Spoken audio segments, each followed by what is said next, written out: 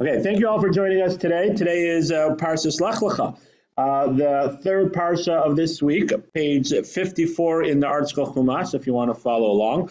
If you remember the end of last week's class, we touched upon a little bit, and we said we're going to talk more about it this week, was about Avram Avinu, Avram, our forefather. Right? The end of last week's Torah portion, page 54. The end of last week's Torah portion sort of speaks about Avram Avinu a little bit, and we sort of just threw in there about Ur Kasdim, about Avram being thrown into the burning furnace, right? Nimrod, the king, wanted him to bow down, didn't want to bow down, sort of threw that in there. But we said we don't have time. We're already like over an hour. We're going to can't have it a long class today, right? But we started to slowly speak about Avram Avinu, and I said we're going to expand on it today. So this week's parsha is a parsha that sort of is attributed to speak about Avram Avinu, starting Avram Avinu's life. Even though it started sort of at the end of last week's parsha, but it's really sort of this week's parsha, and then the next few parshas speak about Avram Avinu. Who was Avram Avinu? Who was Avram, our forefather? Right? Why did God choose him to be the father of the Jewish people? The first of the three patriarchs, his wife Sarah was the mother of the Jewish people, the first of the four matriarchs, right? And we just sort of to try to understand and to take some lessons from Avram Avinu. We're going to go through it a little bit through the parsha, sort of just more of an overview right now. To sort of get an understanding. Avram Avinu grew up, according to the Midrash, it doesn't tell us clearly in the Torah, but Avram Avinu grew up not religious, right? It's sort of in our standards, right? What we would call religious and not religious. His father, not only that, his father had an idol store, right? His, like they have now, you have clothing stores, you have this, you have all the different kind of stores, tax stores, jewelry stores, or whatever kind of store. So his father had an idol store, and it was known as sort of prestige. It wasn't just like a Target brand. It was like a higher brand, it was like from the high end. It's like he probably had a back room of idols, like for the VIP ones. And that was his father. His father, that's how he grew up. And the Midrash tells us, the story goes, right, that one time his father asked him to watch a store, which I think is in itself is a good lesson that we have to teach our kids responsibility, right? Work ethic. I don't know how old Avram was at the time. Right? It doesn't make a difference, but his father asked him to watch a store. You have a family business. It's good to get the kids involved. It's good to get the kids into the store and watching things, and I think it's important. But that's not the point I want to bring up. Like, it has nothing to do with what I want to bring up. And the Midrash continues and says that Avram Avinu was looking. He was already starting to explore his what we call Judaism, but he was already starting to explore the idea of oneness, of one God, monotheism, the concept of one God. He's already starting to explore that. And the Midrash goes ahead and says that when he comes back, right? When his father comes back, he sees that all the idols are destroyed except for the biggest, tallest, beautifulest, I don't know, probably the most expensive, right, idol is there, and there's an axe in his hand, right? Or however way, he has an axe in his hand. And his father asks him, what happened? He says, what do you mean? The idol's got into a fight, right? And this is the biggest and the strongest idol, and he killed all the rest. And his father says, that can't be. They're just wood. They can't. So he said, really? And that's who you bow down to? Right? So already, Avram Avinu, whatever age that was, right? There's different opinions, different age, it doesn't really make a difference. Right? But whatever age that was, he's already starting to have a rationale, right?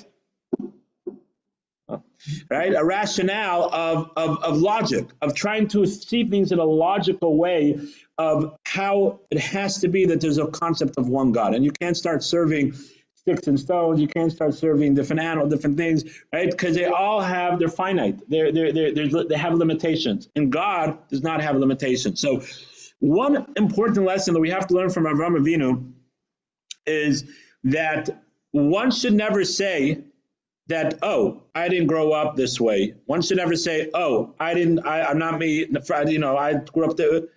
Avram Avinu, he was not a little kid. He was definitely a teenager, if not even older, right? Some commentators say he was already married to Sarah. Some say it was before he got married to Sarah, right? But whatever it is, he was no youngster, and he started questioning. And those questions led to monotheism, the relationship with God. to the extent that we mentioned last week's parsha, and it says that he went to Ur Kasdim, the commentaries ask, like, what does the Torah have to tell us that he went to Ur Kasdim? What's the significance? There's no significance at all in the history of the Jewish people. And the Medrash tells us Ur Kasdim means to say furnace. And his father got so upset at him. Look at this. And his father got so upset at him that he took him to the ruler of the land, Nimrod. Right? And he said, look what my son, he disgraced the idols, right? So Nimrod said, bow down to the idols. And he said, no, I'm not. Submit yourself to the idols. No, I'm not. And Nimrod said, I'm going to see this big furnace, a furnace of fire. He says, I'm going to throw you in there. He said, okay, I believe in one God. I don't believe in him. And he threw him in there. And God made a miracle. God protected him. And Avraham Avinu was walking. So to the extent that his faith got so strong, now we're not holding on that level. I'm not even holding on that level. We should never be tested, right? But we should never be tested, and hopefully we will be if our faith is questioned to such a degree that we're able to. That's the epitome of our relationship with God, that we should never be tested on that. But that is the epitome of our relationship with God. We understand that the relationship with God is the ultimate thing in the world. Right? Have a relationship with God is the ultimate, more important than anything else that is in the world. And therefore, right, God protected Avraham Avinu.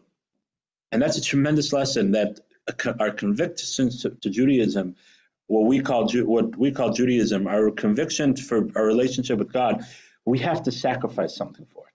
It doesn't just happen.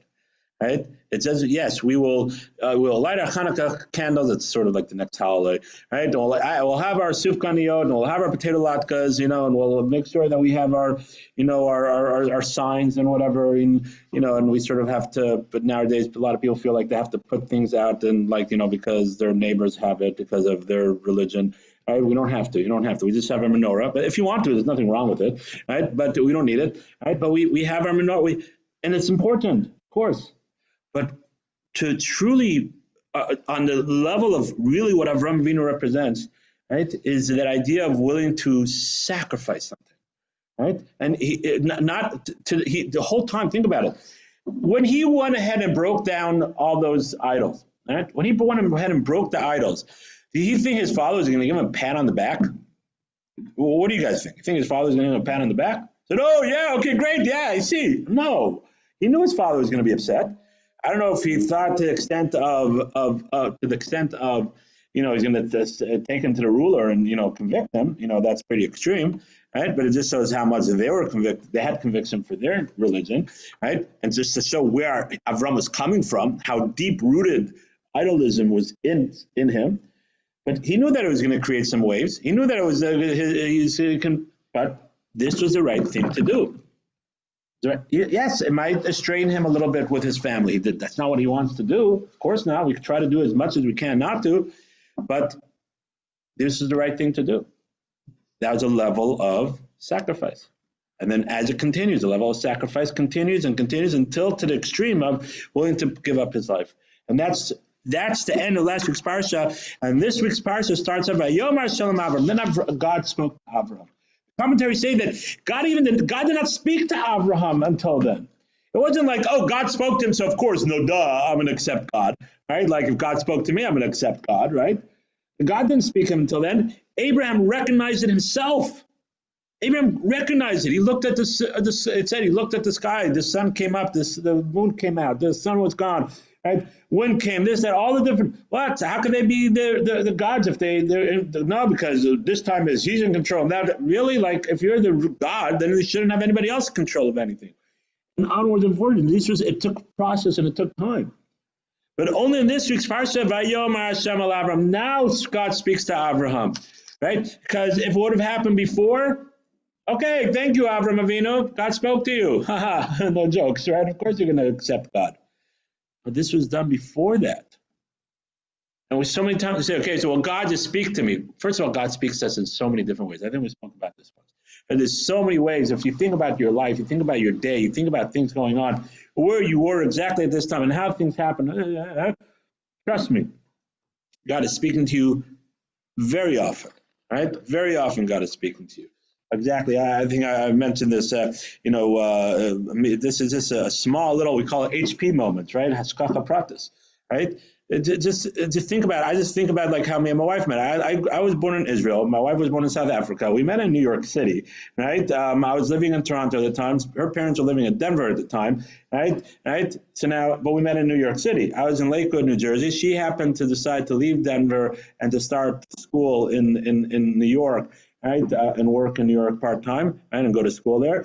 Her friend that she met at a traveling camp that she went years before, that she was sort of the cook there, right? This friend's brother, right, was learned with me in yeshiva a few years beforehand, right? I came back from Israel and I bumped into that friend again and sort of gave him an update on where I was holding and some of the things that I've done in Israel, my learning and my good time, whatever, my travels there, right? Happens to be that Shabbos, his sister came to eat by him for Shabbos, came to him for Shabbos. He lived in Lakewood. She came to him for Shabbos. He was living in New York. And he happened to, I don't know, he said he doesn't remember even why he said it. He said, oh my gosh, my friend just came back. He told me this fascinating story. I don't remember, I think I hitchhiked to Israel, whatever it was, something interesting. They still don't remember what that story was. And his sister said, oh my gosh, I had the perfect girl for him, right? And it was my wife, okay, oh, it's coincidence, this, that. And of course, you can look at it that way. But Hashem is talking to us all the time, right? And there's so many stories like this, so many different things with. Someone just told me that they had some fraud with this and that, and they had some money and they said, and we're still going to give the tzedakah that we gave last year, even though it was whatever. And they got a check back from the insurance saying that they overcharged them this past year, right? The health insurance, we looked at the books, we overcharged you. The amount of money that they got back was the amount of money that they gave tzedakah, right?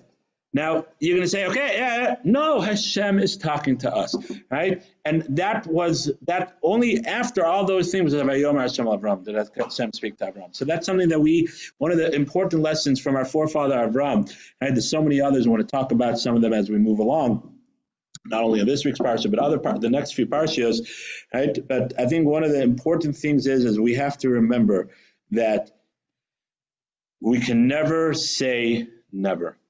Never say never. Never say this is not for me. Never say I can't do this. Never say it's too much. Never say whatever it is. No, we just have to take it one step at a time. No, say, oh, well, God just showed me a sign. Just open our eyes and we'll see our sign, right? Just look around to see how things are, what opportunities we have. We will see the signs. And yes, we need to, it's difficult and it's hard. And there's different forces sometimes telling you this way. It's family, it's friends, it's society, whatever it is, or it could be it's financial, it's hard, it's this, it's right. But we have to work and build our muscles to be able to show Hashem that we are the children of Abraham. Yes, we have a little sacrifice. Sacrifice doesn't only mean to say Holocaust. Sacrifice doesn't only mean to say, Inquisition. Sacrifice doesn't only mean to say pogroms, right, or suicide bombs. That's extreme, and God willing, we should never be put in that. But we could create our sacrifice and show that we have that by saying, okay, let's look at our life and say, where could I sacrifice something a little bit, right? I was talking to a friend of mine, and I mentioned him before, and he always tells me he's happy for me to speak there. I learn with him on Thursday nights. He's still from Jacksonville, right? And we started talking about, he told me this is the first time ever that he went to all the services from Rosh Hashanah until after Sukkot, right? And this year was a lot of 3-day Yom Tovs, right? It was not easy, right? There's a lot of 3-day Yom Tovs, and it's the first time that he told me it's the first time that he did it. I said, so, no, how was it? He says, I was so immersed. I realized that there's more to life than my business. There's more to life than the secular world. There's more to life than how much money or how many clients I have or whatever it is. Of course, we have to pay the bills, and of course, we have to, be able to give charity, and we have to do that. We have, of course. But he said that it was just like so surreal. It was so powering that it sort of just gave me that energy and say, wow. I've never been to Ne'ilah before because they always had to break the fast in their house, right? He fasted till then. We started that like 7 years ago, right? But he had to be at home because of friends. And then his wife had that party. This year, him and his wife, they cut the party and they started. They were at Ne'ilah for the first time. There's sacrifices that we could do all the time, and when you do it, you feel so much better. Think about it. I know myself. When we go ahead and we do that, I know we haven't even started the parsha yet. I'm sorry. I'm just sort of getting off topic on this thing, And but when we do it, just think about your life. When you do it, right? When you do whatever that may be, if you decide to, buy kosher instead of, buy non-kosher, if you decide to come to shul, right? You're not sure, should I go? I have a part, I have a this, I have a birthday, whatever it is. No, I'm coming. You feel something. You feel something that you can't get by a good piece of chocolate cake, right? Or even ice cream. You guys know I love ice cream, right? But even you can't. There's nothing. There's a certain internal shalom, peace that you have inside of you, so that you know that you did something right and you are growing your neshama. There's nothing like it, right? There's nothing like it, right? And that we get from our forefather Abraham, right? And that's something that we could all learn from. So, any questions or comments before we actually start the parsha? Anybody? No. Okay.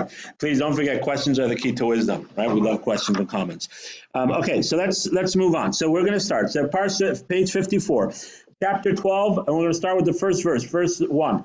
And we have a lot to do, and we're going to go through it quickly. I have to stop, a hard stop by 7:05.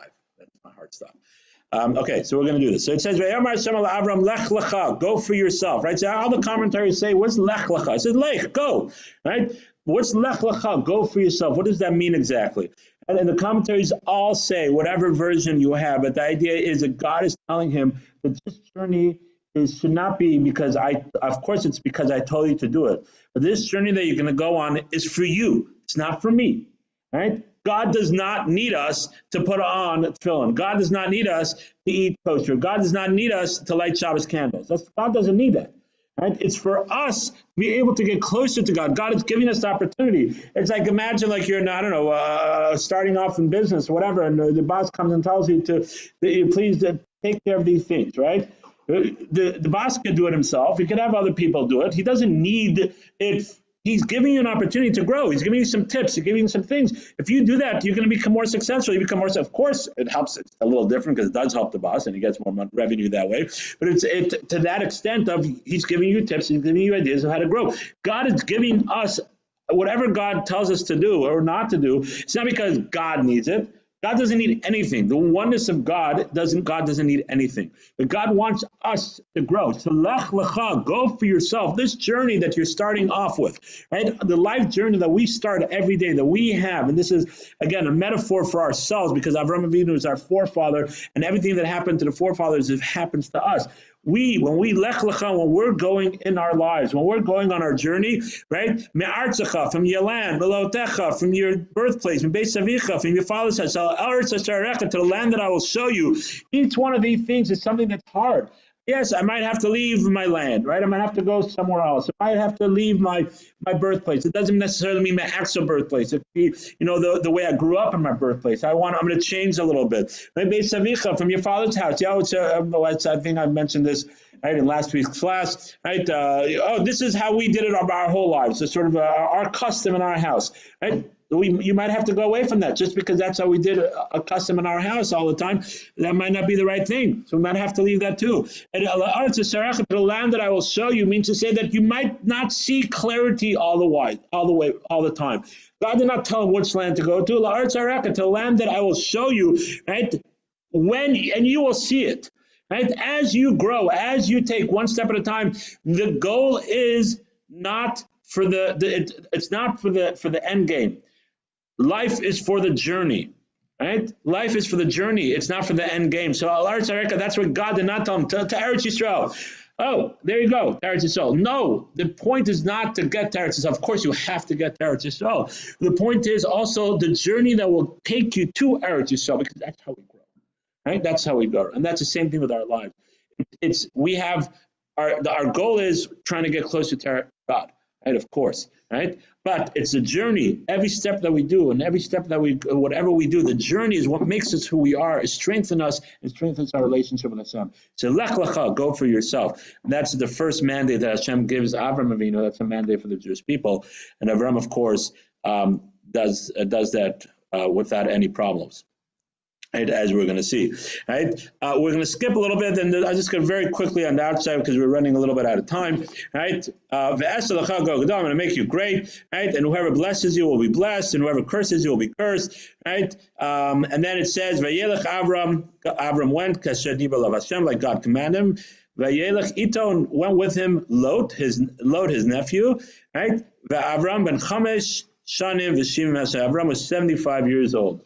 So, he was no youngster, right? He was 75 years old, right? So we're not talking about like a, teenager, going backpacking through Europe, right? Whatever, a 21-year-old, 19, 21, 25-year-old. He was 75 years old. Yes, they did live longer back then, right? But already in Abraham's days, they only lived like to 175. I mean, it's like, it's not talking about like 800 years like before the flood.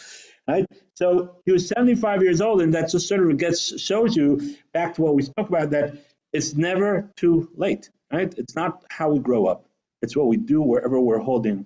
We could always start Lech Lecha. We always start our journey from where we're holding at that time. So let's continue. Right, so the verse says, verse 5 says, "V'yikach Avram es Sarah Easter." Avram took Sarai. It's not Avram. It's not yet with the hey. Later on, the parsha changes it. Right, Sarai his wife, and Lot ben Achiv, Lot his nephew, and all his wealth that he gathered and he got, and all the souls that he made in Haran. So the commentaries ask, right, and he started going on his journey to Eretz Canaan. And so the commentaries ask, what he made in Haran, right? What was Avram like, creating people? Like, he can't do that. What does it mean he made in Haran? Right? So of course it means to say, says the commentaries, all the souls that Avram brought back to the faith. Right? Avram was sort of the first curative movement, the first movement of bringing people back to the faith. Before Yeshiva Torah, before Chabad, right? Before JSU, before any of these movements, right? Of course, it's a joke, right? Because, of course, way before. But Avram Avinu was the first one. He made souls in Charmi to say he preached what the right thing is, right? He preached what he believed. And we spoke about that last week's parsha. That was the difference between Noach and Avram. How we spoke about it very quickly in the sermon. And that was the difference between Noach and Avram, right? Where Noach just stayed in his 4 cubic feet. He didn't go ahead and he didn't preach, right? He didn't go ahead and educate, right? If people came to him, he did. Where Avram Avinu went ahead and he taught. And he taught by action. He taught by what his knowledge was. And again, this is another attribute of the Jewish people. We do not stand on the sidelines, right? If we know someone, right, a friend, family, whatever it is, right, we know some coworker that is Jewish, right, we have an obligation to make the Kiddush Hashem, to sanctify God's name. First of all, from our actions, to show them what a person that believes in God, a Torah Jew, what I like to say. I don't like Orthodox versions. I don't like those. I've mentioned that before, but it's not for today. Right? A Torah Jew, right? How a Torah Jew acts. And if we have an opportunity to mention something, right? I have a class that I go to. You want to join me, right? You want to come, right? It's Shabbat, you can just come for the sermons at, like 11 o'clock-ish, and then we have a Kiddush, right? Just don't invite them to the whole davening, right? Don't start off, come to my house. We have Friday night dinner, right? Just get people involved. People, you have friends. Get them to come to show. We have youth groups. We have babysitters. We have this. We have that. Right? We're having pizza night. Why don't you come? There's pizza, kosher pizza. Come with parents. No different than any other pizza, but you're around other kosher and Jewish environment. Right? It's for us. It doesn't mean to say you have to know so much either. Right? It's educating at whatever level that you know of being Jewish. Okay, so let's move on. Right, then it says he got to the land of Canaan, right, and he brought a sacrifice to God. And then verse 10 on page 56, it says after he got there, we don't know exactly how long after he got there. It says V'hira bars, and there was a famine in the land. Right, so commentaries Rashi quotes, why does the Torah tell us this right afterwards? This was one of the tests of Avram. We know that Avram had 10 major tests. And this is one of the tests. Imagine I tell you to go to a certain place. And I'm not talking about like someone that has no control. God, who has control of how everything runs, tell you to go to a certain place. He travels and goes and this and finally gets there. And, you get there and all of a sudden there's a famine there. Like, hey, God, why did you tell me? You should have gave me a warning. Like, if I would have had my smartphone, I would have looked at, okay, what's the weather there, right? I would have checked it out, right? But why didn't you? But Abram did not complain. He understood. This was it. He went down. But when it speaks down, it says, V'hira ba'aretz, is a famine in the land. V'yered Avram Mitzrayim. Avram went down to Mitzrayim. Lagur some, to live there. Lagur means to live. But really, there's two ways of talking about to live. There's Yeshiv, to sit, and that's actually one of the parshiyos. V'yeshiv Yaakov sat. right? It means to say he lived there. And lager is also another word that's used, right, of a place of living. What's the difference between these two words, lager and vayeshev? Vayeshev means a station. It's like to sit, right? It means to say that it's my place of living.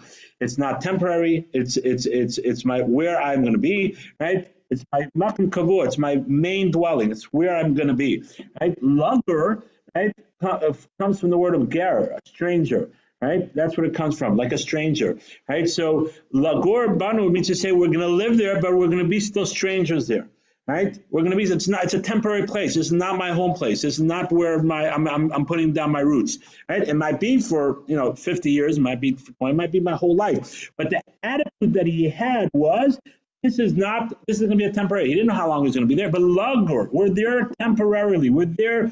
This is not our homeland.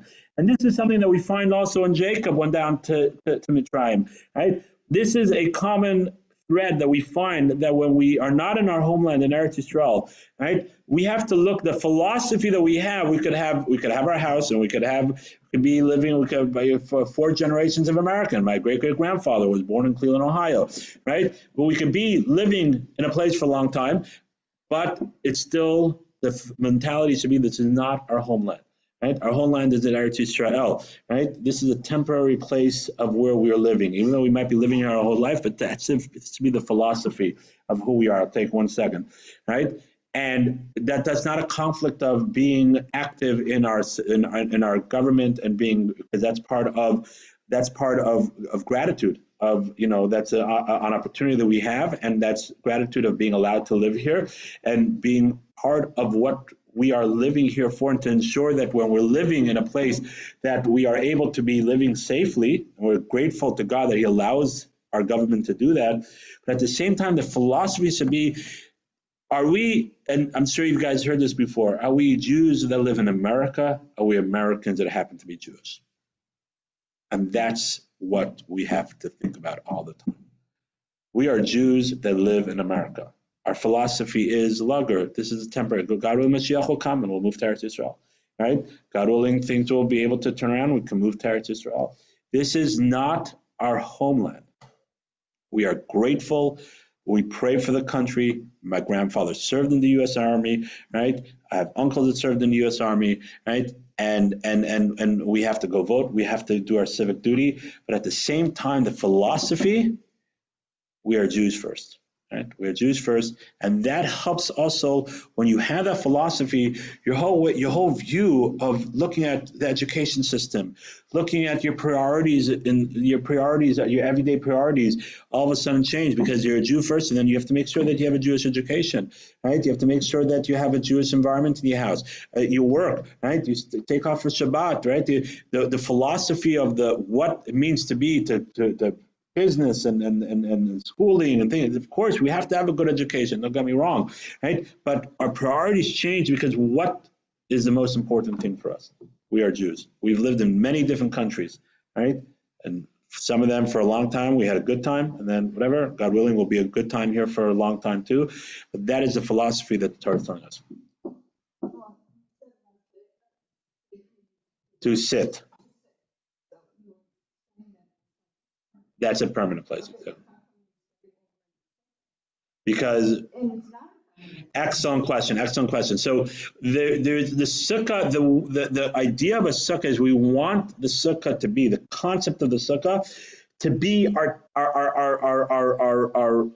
what's it called? And the way we are all year round. It means to say the concept of a sukkah, that is the materialistic world is temporary. We want that idea to be how we are all year round. You understand what I'm saying? Right? Our permanent idea of how we should be, right, is like living in a sukkah, right, where the materialistic world is temporary. Make sense? Okay, let's move on. Okay, so we're going to move on. We're going to jump to verse 19, I think it is. Yeah, so Paro, so there's the whole story of Paro, and we don't have time to go into it, but just very quickly, story of Paro is, right, that they come down, Avram Avinu tells Sarai to say that you're my sister and not my wife, because otherwise they're going to kill him, right, because Sarai was very beautiful, right, he says, Hine na yadati, now I know, now he knew, like, what kind of husband is he? Okay, but now that's a good question, Rashi answers that question, of course he knew that she was beautiful, right, but now he realized that that beauty is going to get them into trouble over here. There's other answers, but not for now, right? But then they go down to Mitzrayim. Paro says, "Oh, okay, great." He takes Sarai, he takes her into his palace. Avram gets a lot of, possessions and wealth, right? But then, the angel starts making some trouble for Paro, right? And Paro finds out that she's really his wife, right? And then Paro says, "What do you do? Right? What do you do to me? Right?" And Avram Avinu doesn't even respond back to him, right? And Paro says, "Please leave. You can't stay here anymore." Right? So the commentaries ask, right? Commentaries ask that. We have time for this. Let's just do it very quickly. And the commentaries ask that why over here did Avram not even respond back to him?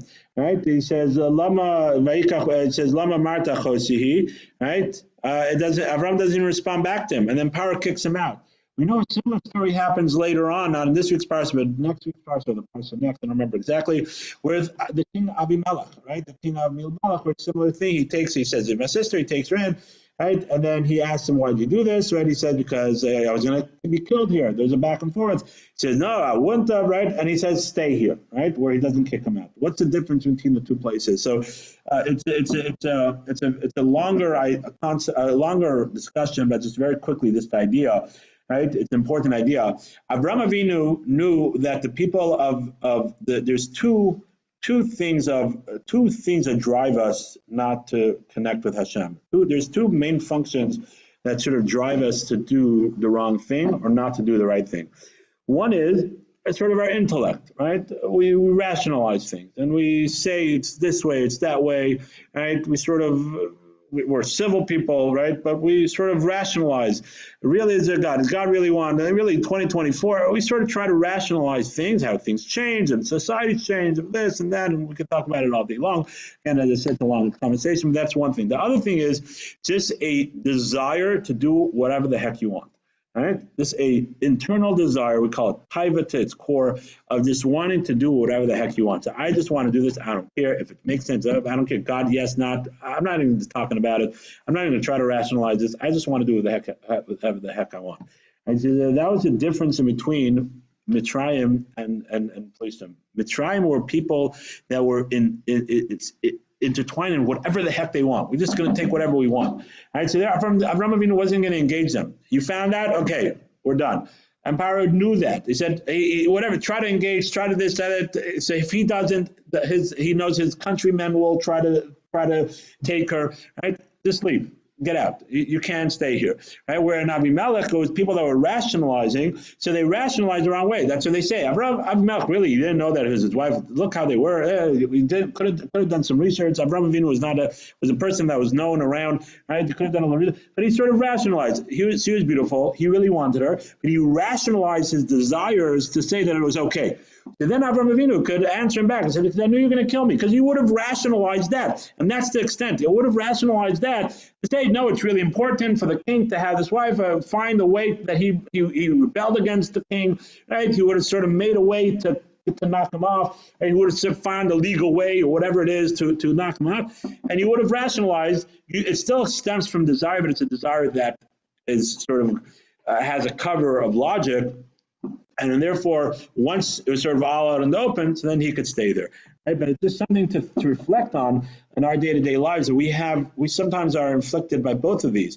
90% of the time, it's sort of the rationalization. We rationalize it's too expensive. We rationalize it's for education. We rationalize it's for this. I can't do it. I'm too old. I'm too that. Whatever it is, family. We rationalize things, but really, it's just we don't want to change who we are, but we sort of put a rationalization on it. Right? That is 90% of us. Some of us just do whatever the heck we want. We don't care. Right? But that's sort of just something to reflect on, right? And to think about it. We don't want to be like any of those, right? So we want to start not stop and say, "Am I rationalizing this? Does this really make sense? And that's really who Avraham Avinu was again. Remember, he didn't rationalize. He stopped and he thought. And he didn't say, right, why is this guy this, that?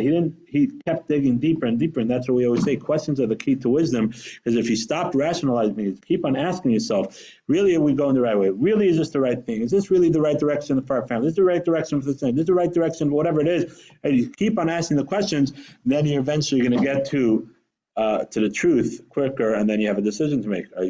Now that you know the truth, what are you going to do? All right. Okay, let's move on.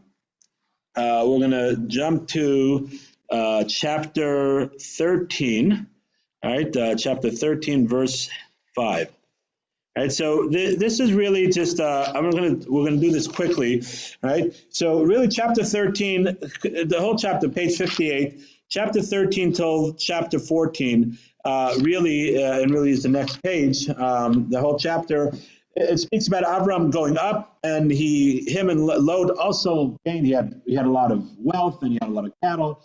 And Lot, being his nephew, also gained out of the whole business transaction. Sort of got something out of it, right? And it says that they lived in Eretz Canaan. They came back to Eretz Canaan. The famine was gone, and they what's it called again? And they live there. I actually just remind myself. I know it's sort of tight a little bit, but I think this is really very nice. It says Rashi says Vayal Avram Mitzrayim Huvi Isto V'Chal right? And it says Vayelech L'Maso. He went to his dwelling places. Right, so Rashi, I think it's Rashi, the Midrash says, why does the Torah tell? Of course, I mean, he was a traveler. He had to stop off at a hotel or motel, whatever it is. Like, why does the Torah have to tell us? So it says he went back to the same place that he went to on the way down the tribe. So who cares? Very nice, okay? So I forgot who says this, that it teaching us a very important lesson. Right, Avram was a known figure, right? He was a known figure. People knew him, right? He had a lot of wealth. He was a known figure. So imagine if you went to one place and on the way back you went to a different place. People could have started talking and said, oh, there's something wrong with the other place. It wasn't up to his par. Or, oh, maybe we shouldn't go there. And so Avraham Avinu was concerned about the person's business, about the person's reputation. And he said, no, we're going to go back to the exact same place that we were on the way down.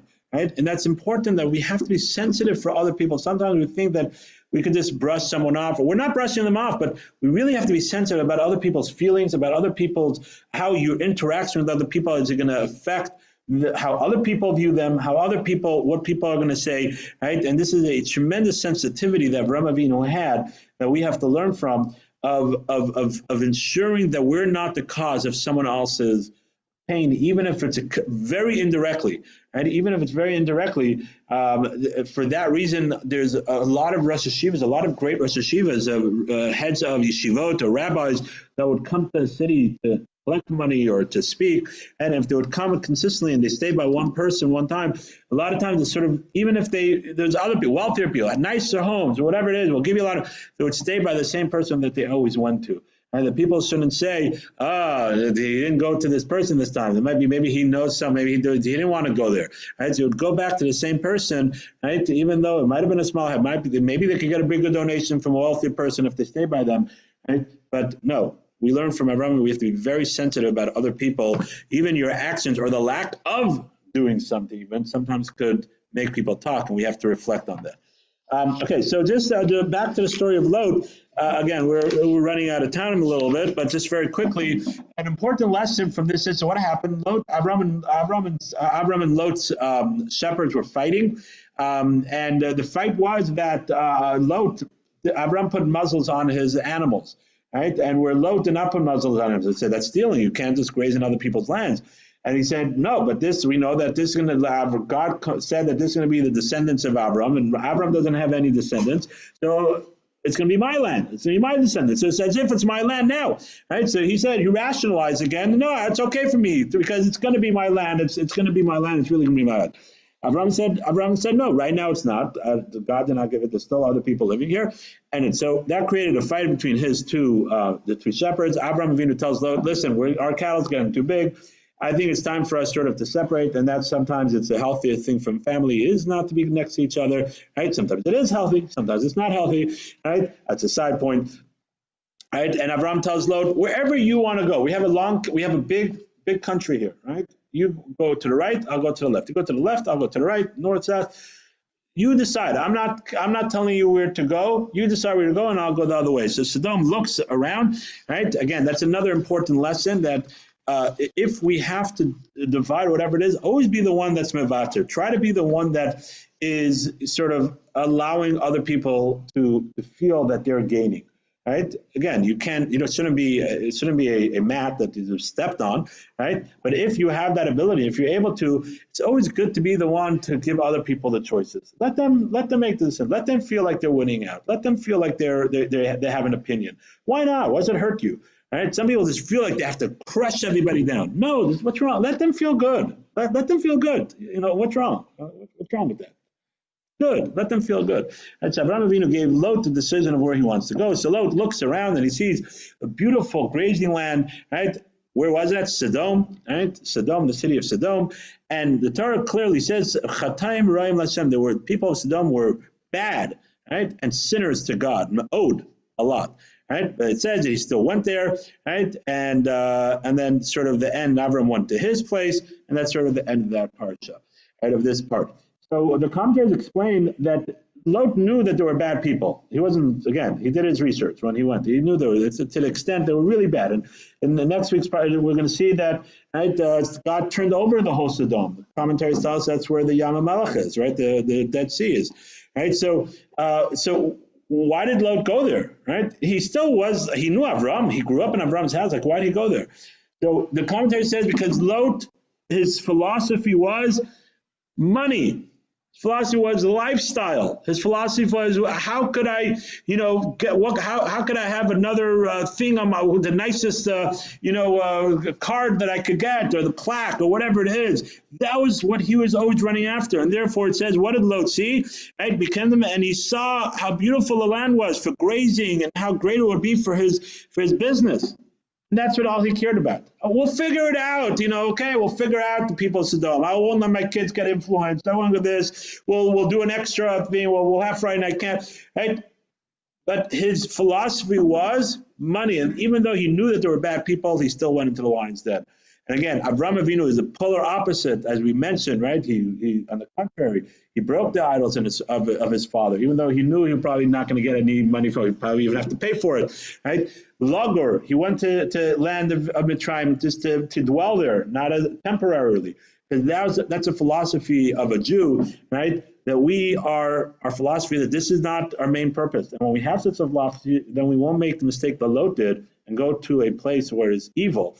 Right? But if, God forbid, our philosophy is not like that, I'm not saying to that extreme, but we make decisions that could hinder our relationship with Hashem, each one of us on our level, right, of course, but could hinder that relationship of making decisions of kosher and schooling and Shabbos and Hanukkah and Pesach and Sukkot and whatever it is, right, making blessings, stopping to wash our hands in the morning, right, there's so many mitzvot, so many things, or not to do things, right, again, the philosophy is what drives us to do the right thing.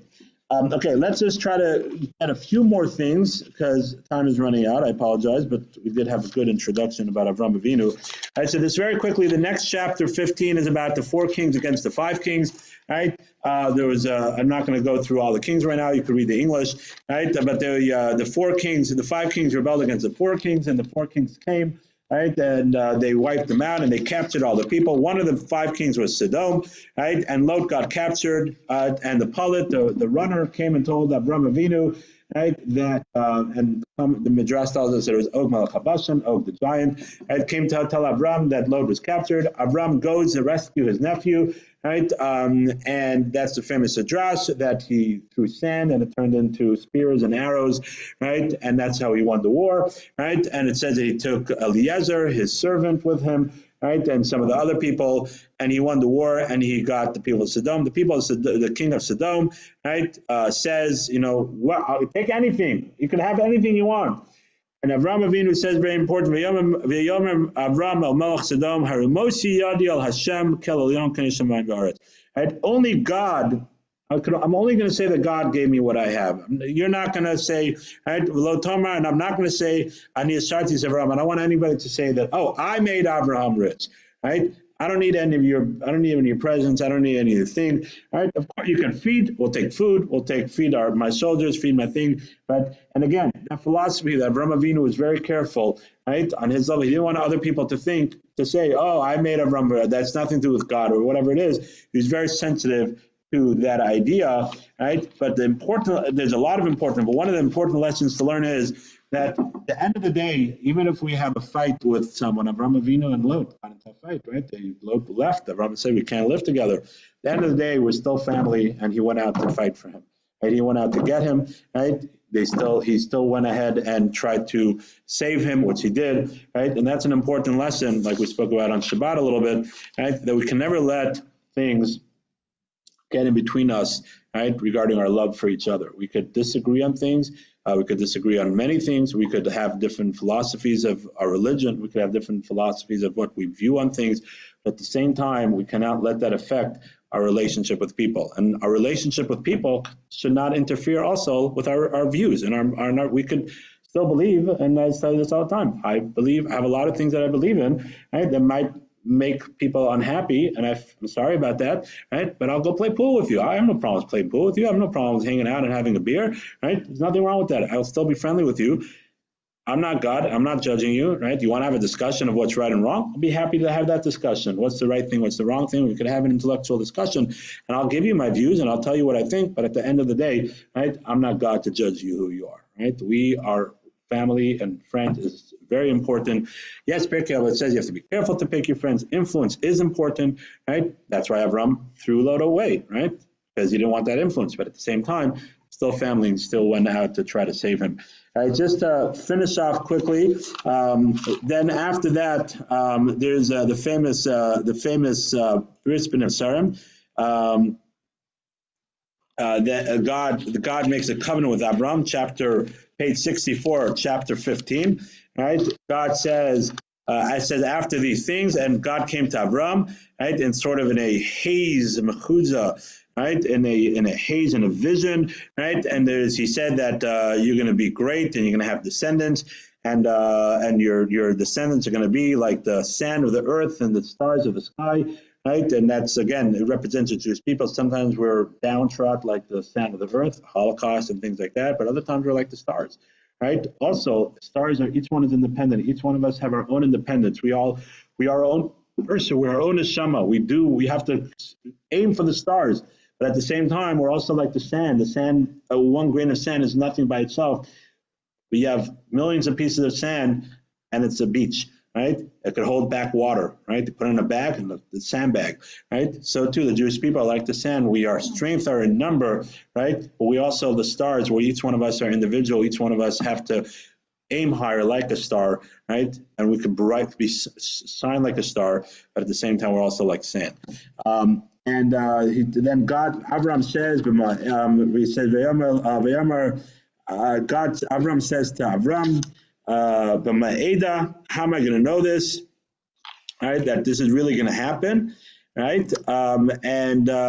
God tells him to take out these the different animals and to walk through them. And again, we don't have time to go through that. I just recommend to go through the English, right? And then he tells them that you're going to be enslaved for 400, or your descendants are going to be enslaved for 400 years, right? And then at the end it says, on that day, Karas Hashem es Avram, we're on page 68.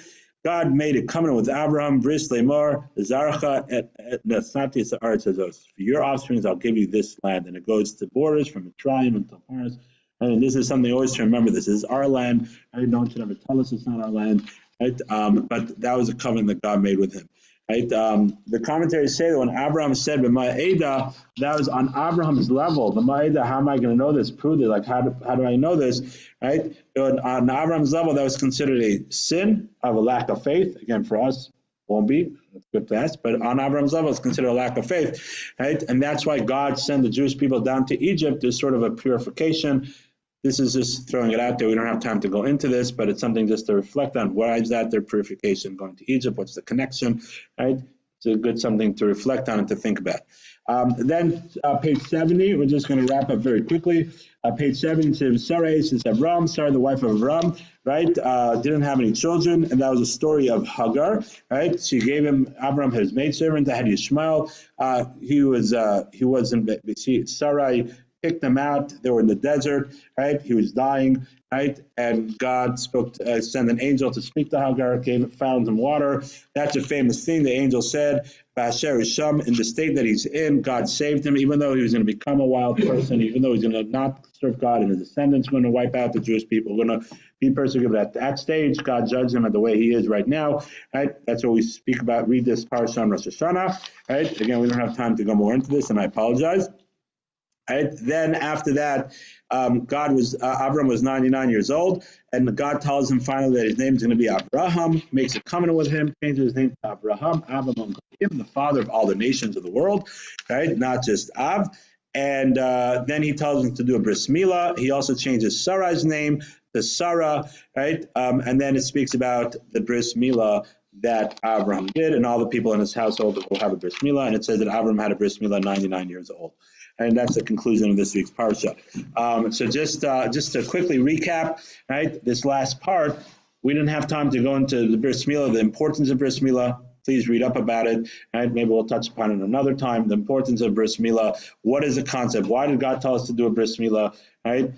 Why didn't God just create? If we have to do bris milah, why didn't He just create us without the foreskin, right? Interesting discussion to talk about. It's a lot of wonderful answers.